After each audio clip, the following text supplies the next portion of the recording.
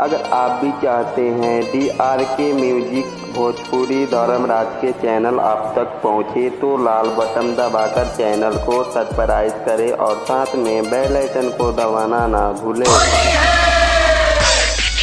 पिचकारी से रंगले बाटे मोर जवनिया के हमर देवरा पिचकारी से रंगले बाटे।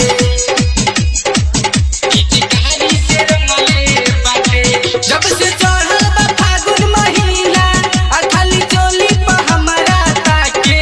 जब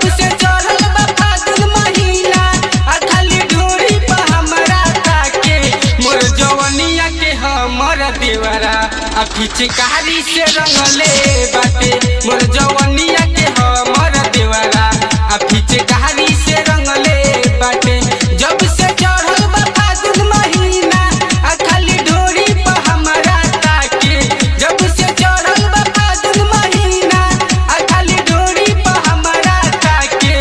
मोर जवनिया के हमर देवरा पिचकारी से रंगले बाटे मोर जवनिया के हमर देवरा पिचकारी से रंगले बाटे। पिचकारी से रंगले बाटे कहारी से रंगले बाटे कहारी से रंगले बाटे पिचकारी से रंगले बाटे। राज रिकॉर्डिंग स्टूडियो नीतनपुर चौक। पिचकारी से रंगले बाटे। जब धरेला तबे रंगेला चोली के हमारा खोल के नाना हम करी ले के तनो गाड़ी देवेला मुंह खोल के। जब धरेला तबे रंगेला चोली के हमारा खोल के नाना हम करी ले के तनो गाड़ी देवेला मुंह खोल के। जब चोटर चोटर करे हाथ धोवे कठौती में जाके। जब चोटर चोटर करे हाथ धोवे कठौती में जाके। मोर जवनिया के हमर देवरा पिचकारी से रंगले बाटे मोर जवनिया के हमर देवरा पिचकारी से रंगले बाटे पिचकारी से रंगले बाटे।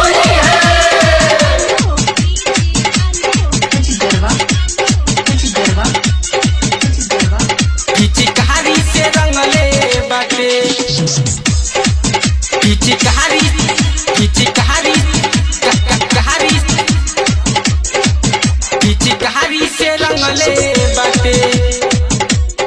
चोली में हमारा डालेला रंगावा पीछे के छोरी के खोल के। राइटर रंगोचन भइले बिगारू धरेला पीछे से खोल के। चोली में हमारा डालेला रंगावा पीछे से छोरी के खोल के। राइटर रंगोचन भइले बिगारू दाबेले पीछे से गोल के। नहीं माने धर्मराज के दर्दी हार गईनी हम समझा के।